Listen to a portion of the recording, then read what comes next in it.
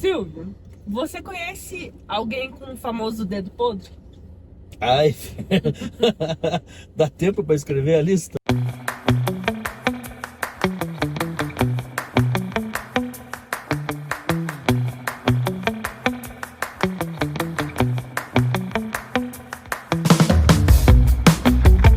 É comum, né? Eu também conheço alguns muitos amigos e amigas.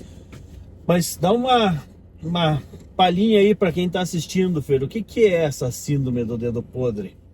A síndrome do dedo podre é aquela amiga, aquele amigo que parece que sabe escolher a pior pessoa pra se relacionar.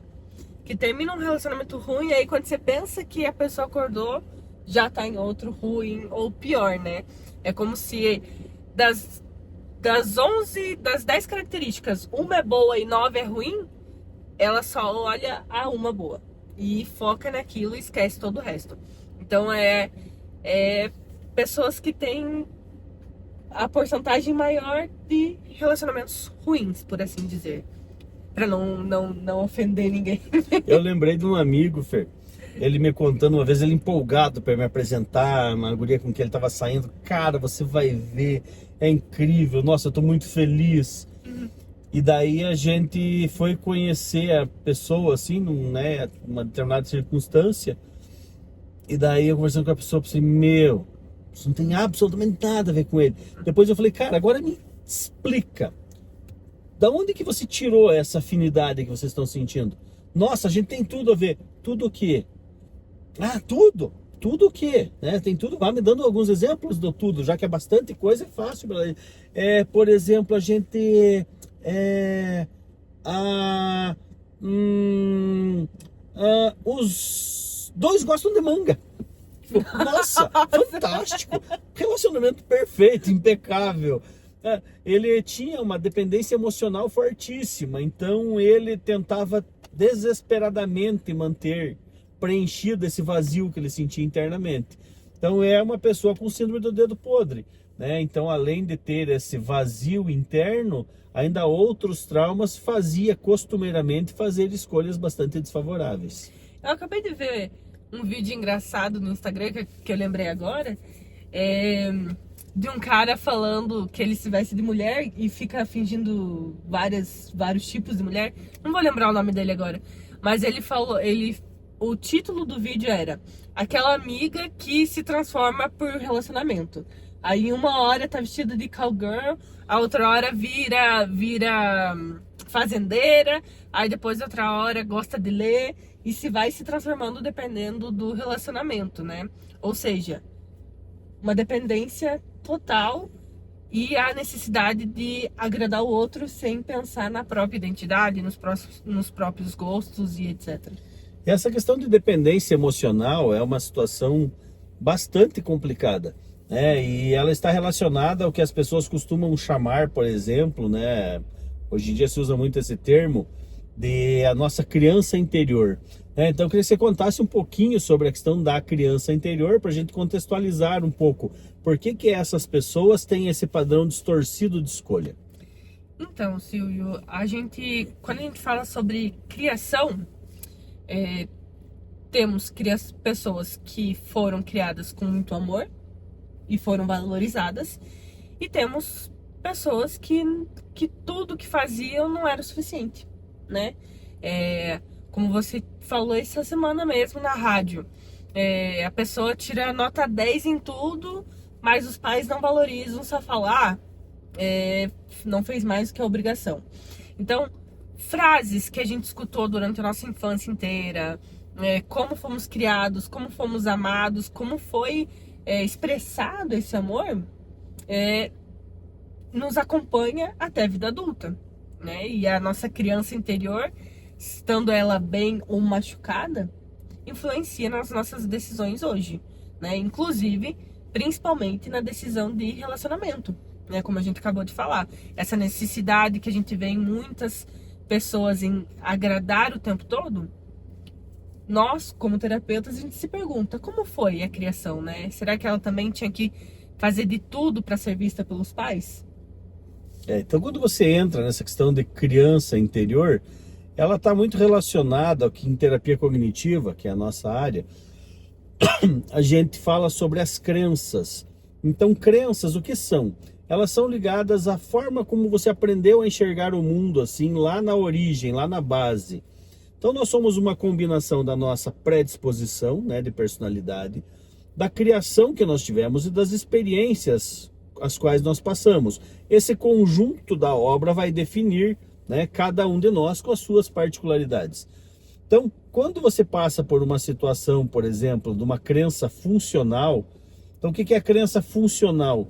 É quando você se sente amado pelos teus pais, quando você faz um negócio digno de repreensão, você é repreendido, você faz um negócio digno de elogio, você é elogiado, né? Você sente-se valorizado.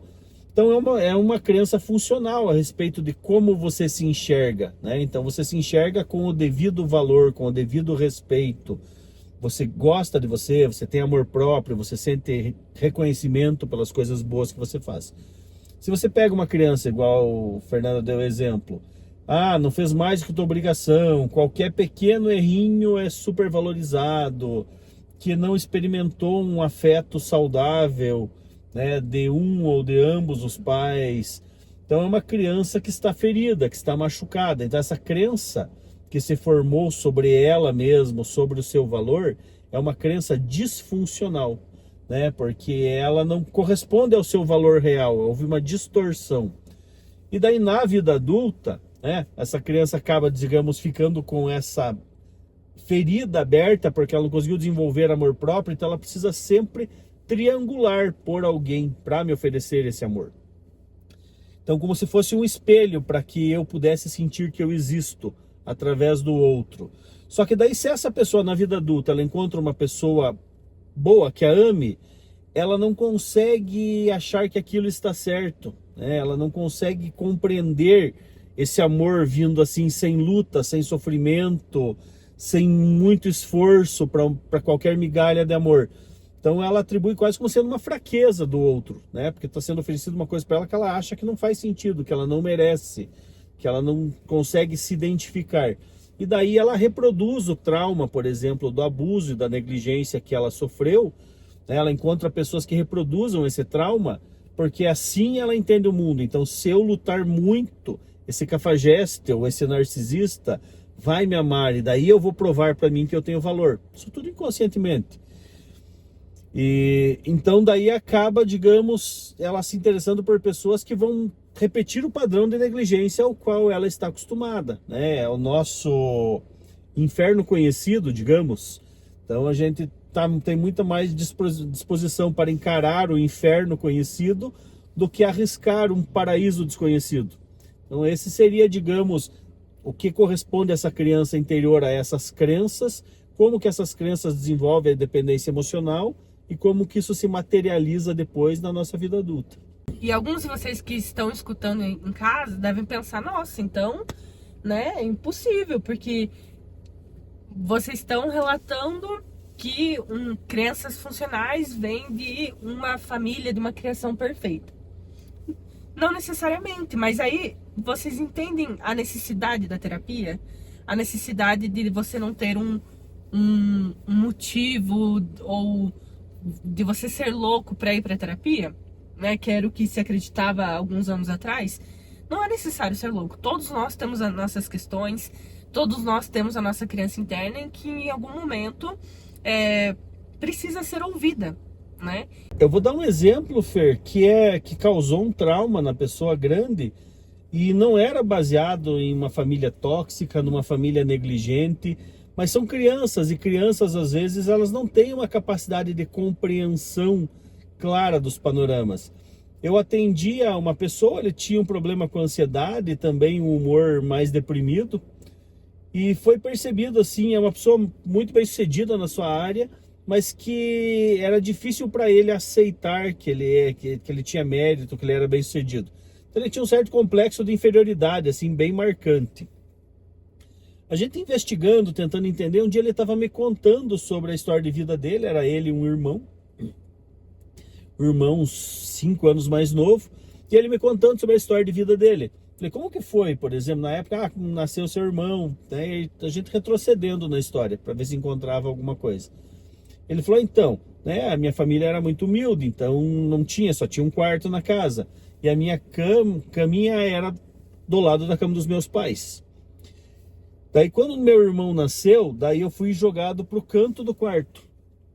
Eu falei, jogado? Falei, não. E me atrapalhei, me equivoquei com a palavra, né? Eu fui mudado pro canto do quarto. Falei, você falou jogado? Ele falou, não, mas é que eu me atrapalhei. Não, você não se atrapalhou. Você se distraiu e deixou a criança falar. Né? Então, aquela criança se sentiu jogada. É óbvio que era uma mudança necessária. Mas ele até então era filho único. 100% da atenção paterna era para ele. Quando nasce um bebê, no máximo você vai ficar com 50%, porque o bebê tem mais demandas que um filho maior, né? Então, principalmente nos primeiros tempos, acaba que o bebê vai direcionar, né, significativamente mais da metade. Só que daí os pais mudaram a cama dele pro canto, que já tinha uns 4, 5 anos, não tinha necessidade de estar colado na cama dos pais, e colocaram o bercinho ali do bebê, como qualquer pessoa faria. Só que os pais, mesmo hoje, pessoas muito instruídas, não fazem isso. Né? Os pais, se tivessem falado, olha filho, você já é um homenzinho, então você já não precisa ficar como um bebezinho perto da nossa cama, né? Então você vai lá pro canto, porque se você precisar, você, né, pode levantar, pode pedir ajuda. O bebê não sabe se virar com nada, ele não sabe falar, ele não sabe pedir ajuda. Se ele se descobrir, ele não sabe se cobrir, se ele precisar de alguma coisa, ele não sabe pedir, então a gente tem que ficar olhando. Ele entender que ele era um homenzinho agora, né? Ele foi promovido a ir pro canto e não jogado no canto. Então foi uma alteração necessária, uma coisa simples. Pô, mudou 3 metros da cama dele do lugar. Mas para ele, daí isso veio com uma redução significativa do tempo de atenção dos pais, porque agora tinha que dividir também com o bebê. E para ele foi como se agora eles têm um brinquedinho novo, jogaram o velho no canto. E ele cresceu com essa sombra dentro dele. Daí quando caiu a ficha em terapia, foi bem forte para ele, porque ele também tinha 2 filhos. E ele também teve mudanças que foram necessárias quando veio o segundo filho.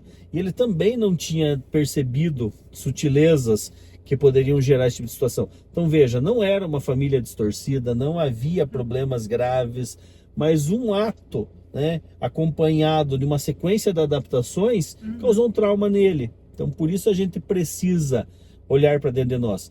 E né, antes de te passar aí para você fechar a fala, Fer, tem 2 frases de uma outra linha de psicologia do Jung que eu gosto muito. Uma delas fala que as pessoas vão às beiras do absurdo de evitar olhar para dentro de si mesmas. E a segunda é que você não se torna um ser de luz indo em direção à luz. Você se torna um ser de luz tornando-se consciente da própria escuridão. Como quando você entra num quarto escuro e no começo você não enxerga nada, tá totalmente escuro. Conforme você fica mais tempo ali, teus olhos começam a se acostumar à escuridão e você começa a vislumbrar com mais clareza alguns contornos, né? Vai facilitando, você vai começando a perceber algumas coisas. Do mesmo modo é olhar para dentro de nós. E uma dica é, por exemplo, o cérebro é movido por 2 forças muito importantes: obter prazer e fugir da dor. Então isso nos move, essas 2 forças. Por exemplo, quando você começa a enxergar uma verdade incômoda, causa sofrimento, causa angústia. Então, quando a angústia bate na porta da frente, nós corremos pela do fundo, porque causa desconforto e o cérebro quer fugir da dor. Só que a angústia é uma mensageira, ela veio te contar um negócio importantíssimo a teu respeito, ela veio abrir teus olhos, ela veio trazer informações imprescindíveis para você, mas você foge sempre dela, toda vez. Mesmo em terapia, as pessoas na terapia, quando começa a chegar no ponto alto da terapia, é muito comum as pessoas tentarem escapar, tentar criar justificativa para abandonar a terapia, porque está causando dor e eles querem fugir da dor. Só que é uma dor que cura, né? Então isso é importante a gente ter ciência. A angústia é sempre um mensageiro, ela sempre tem uma coisa importantíssima para te contar e nós fugimos. Então por isso é importante a gente se conhecer, conhecer como as coisas funcionam, procurar uma ajuda para nos ensinar a lidar melhor com essas nossas emoções. Eu gostei de 2 coisas que você falou, Silvio. Uma, de que a gente tende a jogar tudo, né, para baixo do tapete, mas principalmente muitas pessoas olham e pensam, mas eu consegui viver até aqui, né? Tô bem, tô com saúde, tá tudo certo, por que que eu vou mexer, né? E causar uma dor gigante, causar uma bagunça? Porque, como a gente falou, não fica só em você, né? Suas decisões, suas escolhas de relacionamento pra vida são reflexos, né, de muitas coisas que estão talvez aí escondidas embaixo, né, do tapete. Mas além disso, vai refletir também nas gerações futuras, na sua família que você está formando agora. Então, uma criança ferida criando outra criança ferida e assim vai acumulando e virando um ciclo viciante, né? Então, faça isso por você, para você ter melhores escolhas, para viver mais plenamente e também pelo futuro, pelo bem-estar da família que você estiver construindo aí na sua casa. Eu acho que é isso, né? Se tiver alguma dica, alguma dica ou alguma pergunta para que a pessoa se faça sobre a questão, se tem alguma coisa aí para ser trabalhada? Então, acho que se você, né, sente alguns pontos de desconforto, como a gente falou, se você tem dificuldade de dar valor para as coisas que você faz, se você tem uma dificuldade muito grande de ficar ou se imaginar sozinho, se você sempre teve o hábito de emendar um relacionamento no outro, se você tolera coisas que não deveriam ser toleradas em nome de um suposto amor. Amor não deveria ficar machucando, amor não deveria ofender, não deveria magoar, deveria se importar, cuidar, proteger, né? E a gente justifica muita coisa. Então é importante você procurar esse olhar para dentro de si, encarar as minhas angústias e descobrir o que você quer me contar. Vamos resolver esse negócio, né? Então, às vezes algumas coisas a gente até consegue sozinho, algumas coisas a gente precisa de ajuda profissional. Mas com algum esforço aí a gente consegue melhorar bastante a nossa qualidade de vida. Especificamente quando se trata de relacionamento, se você percebe que você tem que se diminuir para que o seu relacionamento sobreviva ou fique bem ou não haja brigas, ou se você tem que ficar pisando em ovos, né? Há algo a parar para pensar, né? E talvez tenha alguma coisa aí que a gente precisa conversar um pouquinho mais profundamente. Exatamente. Então, né, espero que tenham apreciado o vídeo, possam curtir, compartilhar, seguir o nosso canal aí assim, porque pretendemos trabalhar bastante aí assim nessa linha agora de relacionamentos também, e vai ter muita coisa boa aí desse e de outros assuntos. Obrigado. E até a próxima semana.